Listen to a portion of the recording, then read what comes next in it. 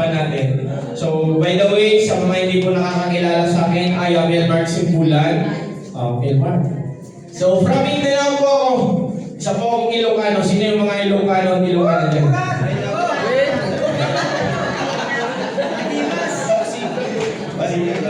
So, yun guys, isa po akong Ilocano. And former construction worker. Construction worker yung trabaho ko before ako na-involve sa ganitong klase ng negosyo. And kumbaga same tayo na kumbaga full-timer din, same tayo na OFW na support sa akin. And most of attendees natin ngayon na nandito, mga 90% or 100% OFW na nagsusupport. Tama ba? Yes! Tama ba? Yes! And I am beyond grateful na walang Elmar Simbulan sa harap nyo kung walang apply Marisa Mendoza. Ayan. Yan, so yun guys, by the way, kumbaga ang pag-uusapan natin ngayon, okay, pag-iwasa nga.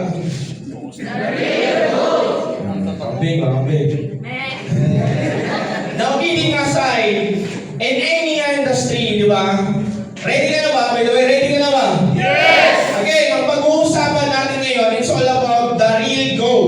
So sa lahat ng industry, may mga goal na tinatawag yung short icon. Tama ba? Yes! Tama ba? Yes! Now, in any industry, sabihin na natin basketball o kahit anong industry, meron dyan isang kilala na which is tinitingala ng karamihan. Tama o tama? Yes! Icon na tinatawag. And pagiging greatest of all time, may mga karakteristik yan, attitude na tinatawag na kung saan, kumbaga alam mo yun, matatawag o dapat silang tawaging real goal. Naintindihan mo yung point ko? Now, pagdating sa pag-usapang icon, hindi po yan nakukuha ng isang gabi lang. Isang buwan lang, 2 buwan lang, o 3 buwan lang. It takes time, it takes effort, and patience. Marami sa atin gustong maging icon, tama ba? Marami sa atin gustong maging greatest of all time. And marami din sa atin gustong kumita, gustong gumaling, pero pag nahirapan lang konti, anong option? Quit agad. Tama o tama? And dito natin pag-uusapan niya, gusto mong gumaling. Gusto mong maging greatest of all time, pero madalas, marami sa atin ang pinaggagawa, ugali na meron, hindi naman akma sa kung ano yung gustong mangyari. So dito natin yan pag-uusapan. Okay lang ba yun? Yes! Ready ka na ba? Yes! Ay, buwan na. Ready ka na ba? Yes! Now yan guys, unang-una, mabilis lang to. Unang-una, gratitude. Gratitude means ugali na marunong kang magpasalamat. Ugali ng pagpapasalamat. Marami sa atin gustong kumita, gustong gumaling. Pero gratitude, wala. Gratitude na ibig sabihin, marunong kang magpasalamat, ano man ang meron ka. Maliit o malaki, dapat matuto kang magpasalamat. Full-timers ka. OFW nag-support sa'yo. Hindi mo ka ano-ano, hindi mo ka dugo. Pero bakit? Binigyan ka naman ng chance. Kumita ng malaki at magkaroon ng negosyo, pero ang ginagawa mo, puro ka reklamo. Tama eh. Pag-upo na nga lang, tamad ka pa. Gratitude, nakikita, wala. Naintindihan mo ba yung point? Yes. OFW, di mo ka ano-ano. OFW nag-support sa'yo, hindi mo kadugo. Gratitude, gusto mo kumita, wala ka eh. Ang inuuna mo sa panay ka reklamo, panay ka bilang kung ilang lang oras tulog mo. Panay ka pili ng mga ulam kung anong gusto mo. Pero ang tanong, anak mayaman ka ba? Hindi. Masakit ako magsalita pero totoo. Wala. Kung pag-usapang magre-reklamo, ibabagay mo din mismo sa sarili mo. Tingnan mo sa sarili mo, karapat dapat ba akong magreklamo? Karapat dapat ba akong mag-complain na mahirap to? Isanay naman ako, lucky naman ako ng hirap. Naintindihan niyo ba po ito? Guys, gratitude na tinatawag na which is dapat marunong kang magpasalamat sa kung ano man ang meron ka. Maliit o malaki, dapat matututo kang magpasalamat. Guys, gratitude is the secret para maging masaya ka everyday. Di ka nga nagpapasalamat na nagising ka eh. Di ka nga marunong magpasalamat na nabuhay ka pa at nagising ka pa. Panay ka pa reklamo, puyat. Ilang beses ka na ba napuyat sa probinsya? Naintindihan niyo ba yung point ko? Ilang beses ka na ba mo yan? Gutom? Mas gutom naman sa probinsya. Hirap? Mas mahirap sa probinsya. Now again, gratitude is the secret para magkaroon ka ng masaya at masaganang puso na tinatawag. Naintindihan niyo ba yung point ko? Yes! Hindi ba yun? Gratitude nagsisimula yan palagi. Na which is kung gusto mong gumanda yung araw mo, gusto mong gumanda yung hataw mo, napaka-importante, unang bungad pa lang, thank you Lord ka na agad. Naintindihan ko, hindi ako pastor. Pero napaka-importante paggising na paggising mo, bago mo hawakan cellphone mo, dapat unang bukang bibig mo, unang bubungad sa bibig mo, maraming salamat Lord, nagising ako sa araw na to. Naintindihan niyo ba yung point ko? Yes. Naintindihan? Yes. Ibig sabihin pala, mag-gratitude ang inuuna mo, gaganda ang araw mo. Ilalo na lang kaya kapag ka-gratitude ang inuuna mo sa negosyong pinahawak mo, hinawak o pinagkaubaya o pinagkatiwala sa'yo, lalong-lalo na 3 years from now, ibig sabihin gaganda at gaganda din ang resulta mo. Sa'yo pa lang mismo, natututo ka na at marunong ka na magpasalamat. Naintindihan niyo ba yung point ko? Yes. Naintindihan? Yes. Lalo sa mga bago dito, gratitude napaka-importante sa atin lahat. Especially ako guys, OFW nag-support sa akin, hindi ko kadugo, hindi ko kaano-ano, kumita, hindi naman nila kinuha. Gumanda buhay, hindi naman nila kinuha. Ibig sabihin, yung opportunity na pinagkatiwala sa atin, para sa atin yung gumahataw at hataw ka din naman talaga ng totoo. Naintindihan mo ba? Yes! Now again, lalo naman sa mga may grupo na, especially sa mga full-timers na, napaka-importante, gusto mo lumaki grupo mo, dapat napaka-importante sa'yo na nag-build ng grupo, gratitude nasa sa'yo. Marami sa atin gusto mo lumaki grupo mo, mag-handle ng iba't ibang klase ng tao, pero pag dumating yung tao, full-timers, panay ka na reklamo. Gusto mo mag-handle, tama? Gusto mo lumaki grupo mo, tama? Pero bakit dumating yung full-timers sa'yo, wala na yung gratitude sa'yo? Gratitude na hindi mo na kaya mag-handle, hindi mo na kaya tutukan, hindi mo na kaya bantayan. Naintindihan? Now, meron ka na nawala sa iba. Pinapangarap yan ng iba. Yung meron ka, gusto yun ng iba. Marunong ka na, yung iba papunta pa lang. Ibig sabihin, napaka-importante na sa binibigay sa'yo, pinagkakatiwala sa'yo, pakaingatan mo. Guys, tandaan mo ito palagi. Madaling bawiin yung mga bagay na pinahiram lang sa inyo. Yes. Ibig sabihin, kung yung pinagkakatiwala ang mga taong dumadating sa'yo, unang bungad ng bibig mo, unang bukas ng bibig mo, reklamo, automatic isang pitik, babawiin yan sa'yo. Naintindihan niyo ba yung point ko? Marami sa atin ugali, marunong lang magpasalamat pag maganda na yung nangyayari, pero pag pangit na yung nangyayari, ang dami ng reklamo. Panay ka na paninisi sa ibang tao. Naintindihan? Clear ba yun? Naintindihan ba yung point ko? Guys, kasi bakit meron ito sa topic eh? Kapag ka may gratitude ka, meron kang peace. Peace na kumbaga, peaceful ba yung paligid mo? Marami kasi sa atin ang nakikita lang yung mga bagay na pangit na ginawa sa'yo. Tama? Marami din sa atin na kumbaga tawag nun, mga kamalian lang ang nakikita sa'yo. Sa ganun, maraming mga full-timers na ganun. Na walang gratitude. Ang nakikita lang palagi yung mga pangit at mali o kamalian kapag kukulang sa loob ng hap. Tama ba? Tama ba? Paano ka matututo sa mga tao na kapalibot sa iyo kung ang nakikita mo pagkukulang at pagkukulang nila? Paano ka matututo? Paano ka makakagain sa kanila ng experience, knowledge, and wisdom kung ang tingin mo sa kanila, puro pagkukulang? Naintindihan niyo ba yung point ko? Yes! Naintindihan niyo ba? Yes! May natutunan ba? Mabilis na ako guys. May natutunan ba? Yes! Again guys, napaka-importante sa atin as full-timers.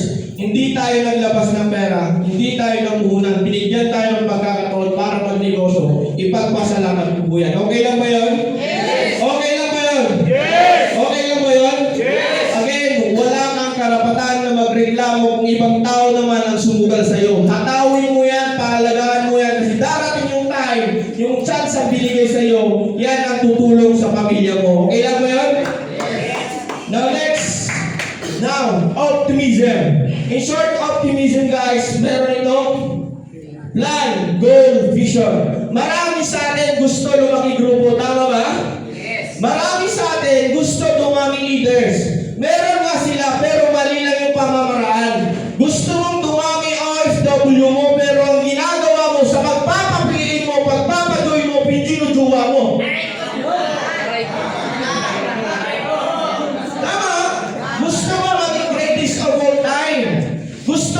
makigrupo mo. Yes, you have the vision, pero mali pamamaraan mo. Wala akong nakita. Lumaki ang grupo, dumami ang OFW na ginujowa para mapajoin. Sabi nga niya, Fred Marisa, ganyan lang ba yung value mo? Yan lang ba yung standard mo? Yan lang ba yung kaya mo? Hanggang dyan na lang ba yung sarili mo? Na hindi mo ba kaya magpa-join sa maayos na pamamaraan? You have the vision, pero mali ka lang ang pamamaraan. Tandaan mo palagi, lagi ito sinasabi sa akin ng Master Rami.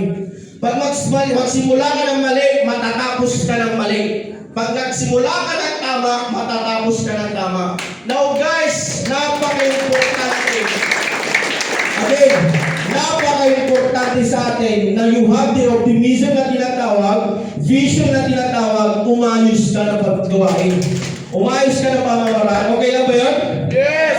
Okay lang ba yun? Yes! Marami din sa atin, yes, gusto mo lang makigrupo mo. Yes, gusto mo makapagpa-join na madami. Pero tandaan mo lang palagi, never kang magiging proud sa sarili mo na madami kang na-direct kung pagaling naman sa panunulot. Never kang makakagain ng respect sa ibang tao kung alam nila mali ang ginawa mo sa pagpaparami mo ng direct. Yes! Naintindihan niyo ba yung point ko? Yes! Guys, be clear. Maging maayos ginagawa mo para maayos yung mabid mo. Marami akong nakita, ang galing magpa-join, ang galing mag-join, ang galing mag-direct. Pero in the end of the day, wala sa kanya yung organization na makita kasi mali yung pamamaraan niya sa pag-direct. Naintindihan niyo ba po ito? Lagi ito sabi ng advice sa akin ni Master Rami, okay lang, daan-daan ang importante, tama. Okay lang mabagal, at least tama kasi darating yung tatay. In the end of the day, yung paunti-unti na yan, dahan-dahan na yan, maaayos at mapapalagi mo ng tama yan. Naintindihan niyo ba po ito? Kailangan, guys, you have the plan. Meron kang plano. Marami sa atin nakikita mo na. Gusto mo lumaki grupo mo. Nalalaki at dadami tao mo. Napaka-importante na sa daily routine mo, meron kang plano. Never kang dadami ng mga full-timers or never dadami full-timers mo kung hindi ka nagpaparami ng mga OFW mo. Madali lang magparami ng full-timers. Basic lang magparami ng full-timers, especially kung marami ka ng OFW. Ang maling thinking ng mga karamihan, unang paparamihin full-timers. Unang i-build full-timers. Yan yung mostly na failure ng karamihan. Unang-una mong i-build na leader, OFW. Given ang full-timer, kung uunahin mong palakihin at paramihin ang OFW mo. Now, that's the time na kailangan clear sa'yo yung mga plano mo. Mayroon akong kasabihan sa grupo ko na 1 OFW equivalent into 1 to full-timers. Ibig sabihin, kung ikaw na nagsisimula ngayon, clear sa'yo yung mga goal or mga plano nyo sa grupo nyo. Naintindihan niyo ba yung point ko? Yes! Naintindihan ba? About optimism. Naintindihan? Yes! Gusto mo lang magigrupo mo, ayusin mo pinaggagawa mo. Yes! Gusto mo dumami yung OFW mo, ayusin mo yung pamamaraan mo sa pagpapajoy mo. Kasi naniniwala ko ang galing given, pero maayos na pamamaraan, maayos na ginagawa. Okay, mas maganda yan. Okay lang ba yan? Yes! Natuto ba? Yes! Now next, attitude.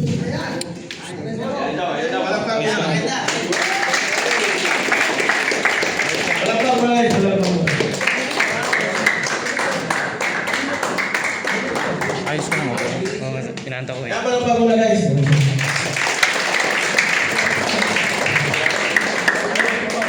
Yan. Next, gusto mo maging greatest of all time, gusto mo maging icon, kailangan ugali mo tama. Anong nakalagay dyan? Attitude. Unang-una dapat ang ugali, meron kang GLLA. Good listening and learning attitude. Never kang matututo kung hindi ka muna makikinig. Yes! Naiintindihan niyo ba yung point ko? Karamihan, baliktad eh. Good learning and listening attitude daw. Which is wrong. Mas maganda, good listening and learning attitude. Kasi mas madali kang matuto kung mauuna ka makikinig. Especially sa mga bago at nagsisimula magparti ng grupo. Dapat meron ka nito. Iwasan mo yung ugali na meron kayong acne na tinatawag. Tawag kanina kasi may section acne eh. Diba? So napaka-importante na meron kang good listening and learning attitude. Na ibig sabihin, marunong kang makinig at sumunod sa taong nag-guide sa'yo. No matter what happened, kung ano man background niya, kung pinag-aralan mo o hindi, ang importante kung sino yung nauna, siya yung pakikinggan.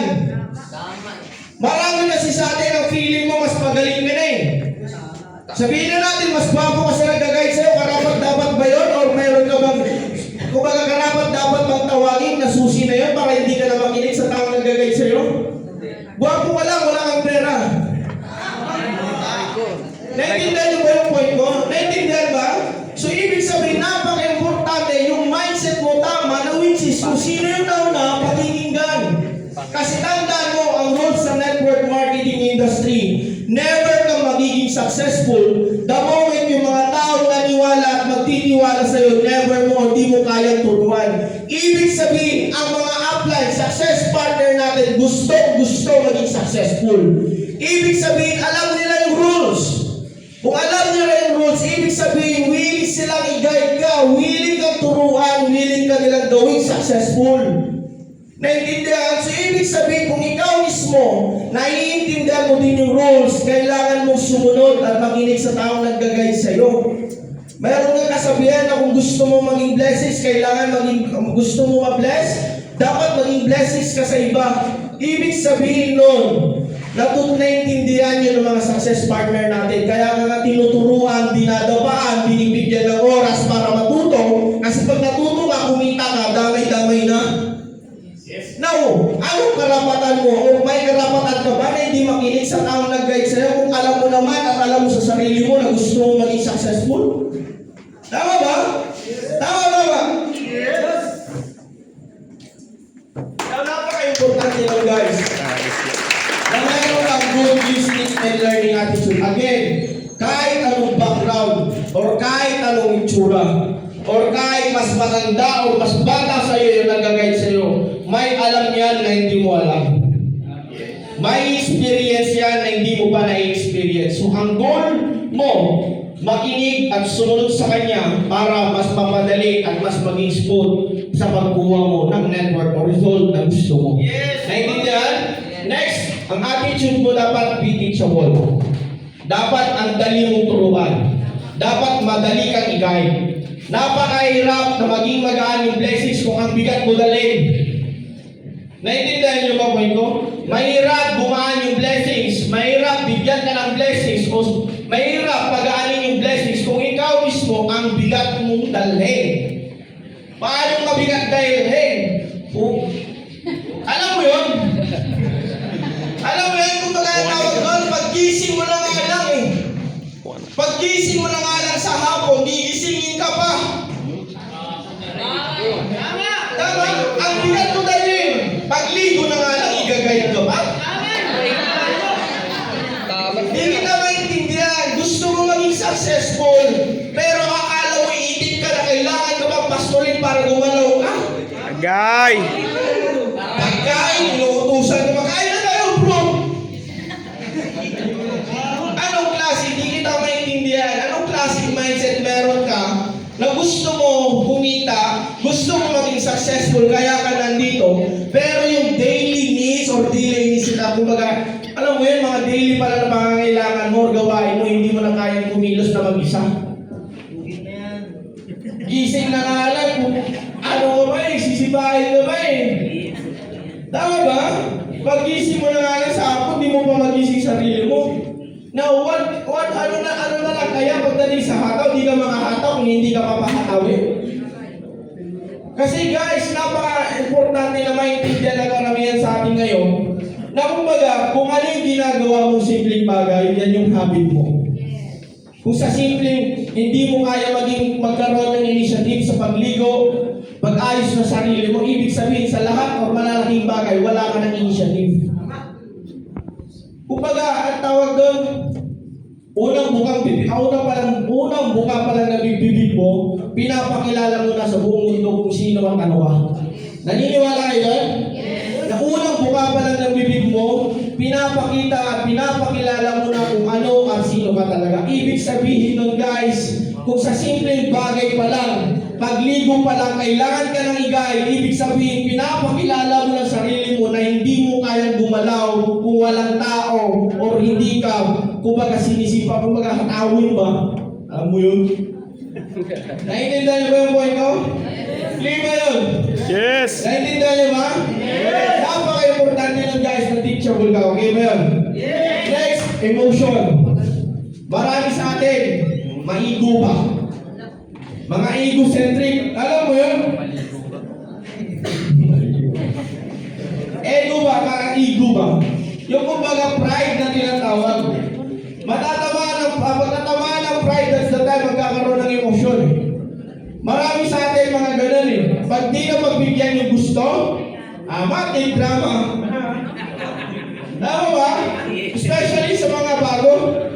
Di ba may mga bisyo kayo? May mga UC na pinag-ano nyo. Now, hindi ka lang mabigyan ng isang UC na apply mo, akala mo, pasan-pasan mo na yung mundo. Ganito pala dito, ang tagamot nila. Diba? May mga past experience kami sa grupo namin na may mga full-timers na sumusuko dahil sa UC. Diba? May mga ganun. Na alam mo yan, quit na ako, di ako binibigyan ng UC.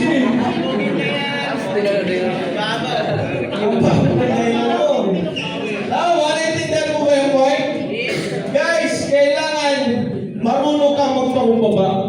Diba may kasabihan nga, kung sino yung tao nagpapakumbaba sa yung tinataas, at kung sino yung nagpapataas sa yung binababa. So ibig sabihin, kung gusto mo na maging successful, gusto mo na maging grupo mo, ibaba mo pride mo.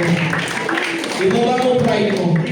Kung meron akong tinuturo sa grupo ko, especially sa mga hard leaders, na dalawa lang titignan mo sa kumbaga sa ilaw nga every di ba may mga wirings. Segue lang natin to. May mga wirings, tama ba? May negative, may positive. And sa wirings ng mga bumbilya, mga ilaw, hindi gagana yan pag may isang wire na palyado. Tama o tama? Tama o tama? Especially every full-timers may mga wirings din na dalawa. Kung alam mo sa sarili mo, hindi pa sumisindi yung result na gusto mo, ibig sabihin, may isang wire na palyado sa'yo. Inside, outside, hataw o ugali. Dalawa lang. Marami din ang dali din basahin ng mga full-timers. Kung may dumating kang full-timers malandan, maingay, ugaling problema dyan. Maraming mga ganong full-timers, tama? Na kung sino yung maingay, kung sino yung alam mong dada ng dada, ugaling problema kasi ang akala, overconfidence, ang akala alam na lahat. Tama? May ginagawa ka dyan, tingnan mo ka na mo.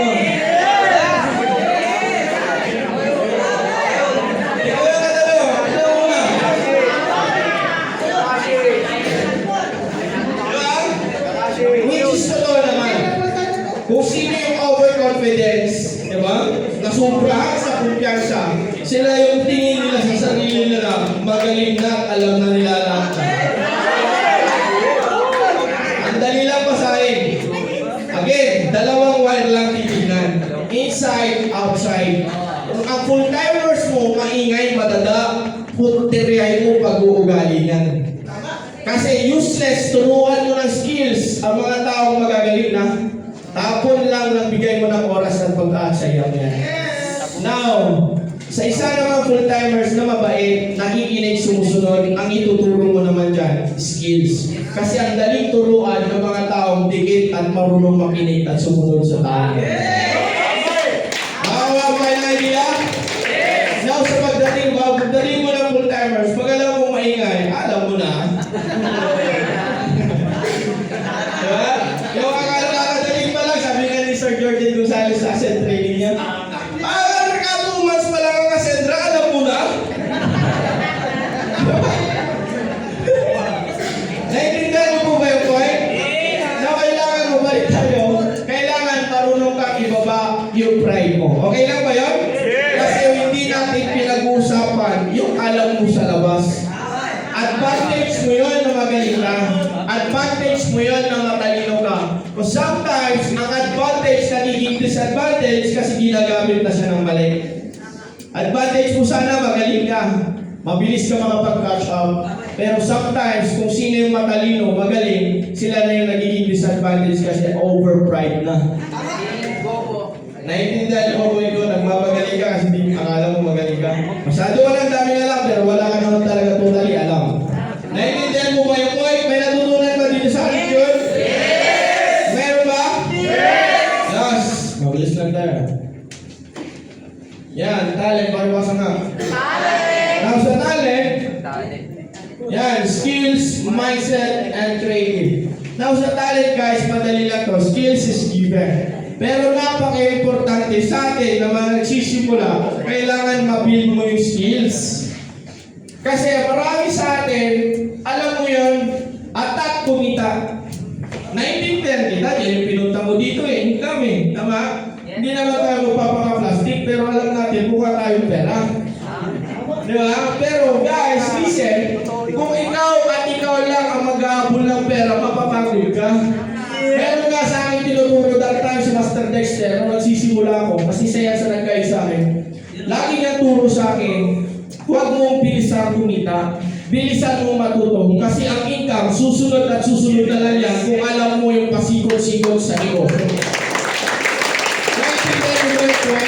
Pero tingnan ka sabihan na kung ikaw lang nag-aabot sa paru-paro, mapapagod ka.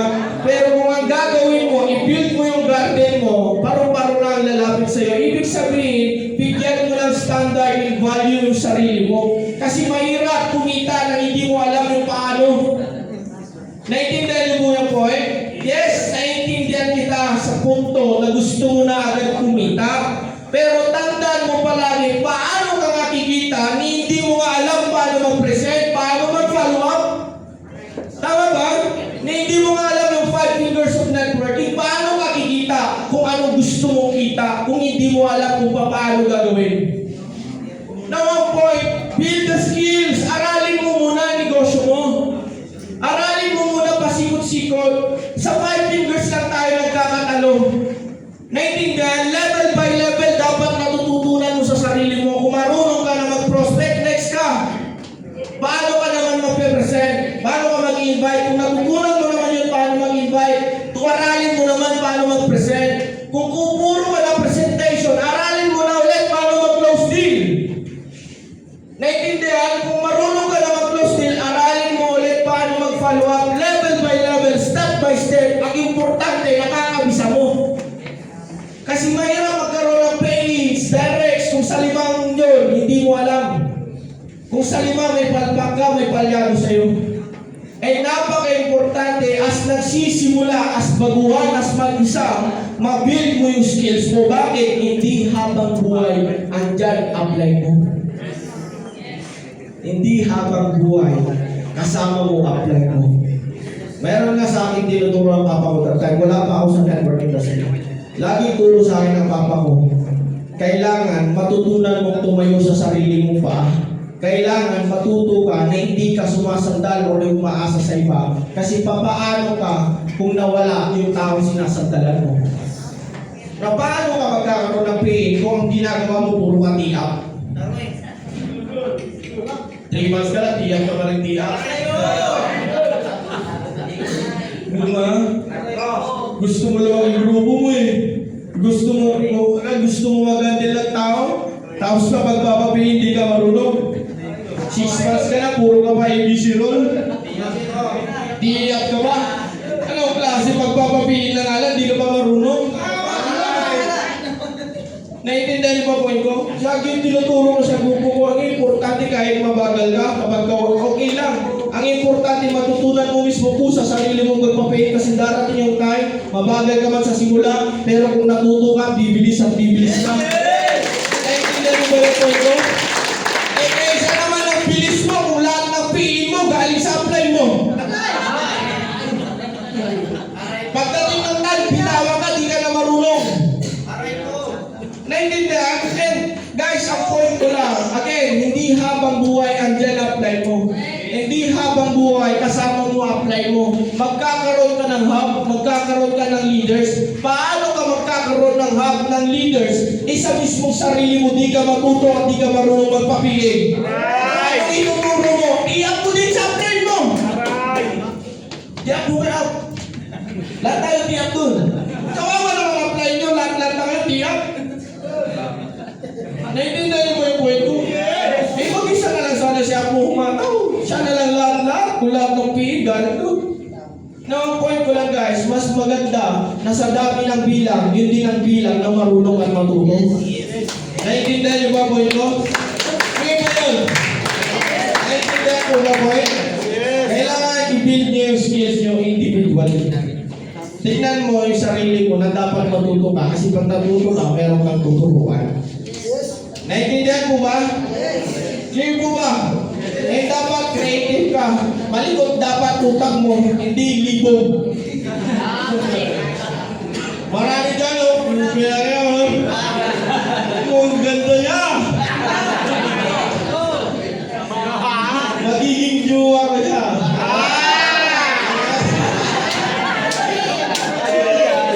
Diba? Ang ligot lang utak ko. Hanap ka. Sakit ka lang ha.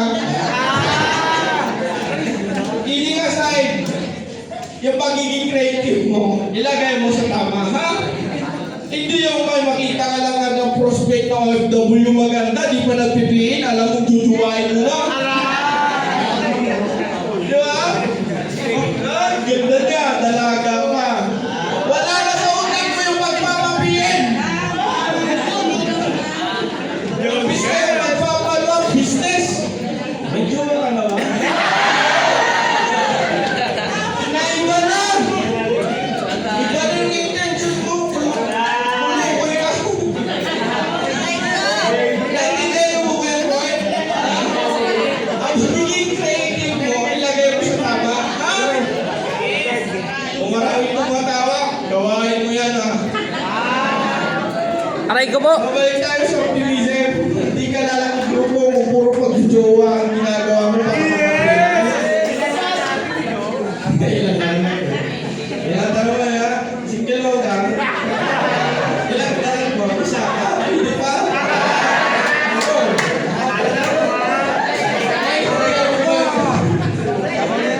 Clear po ba yun guys? Clear po ba yun?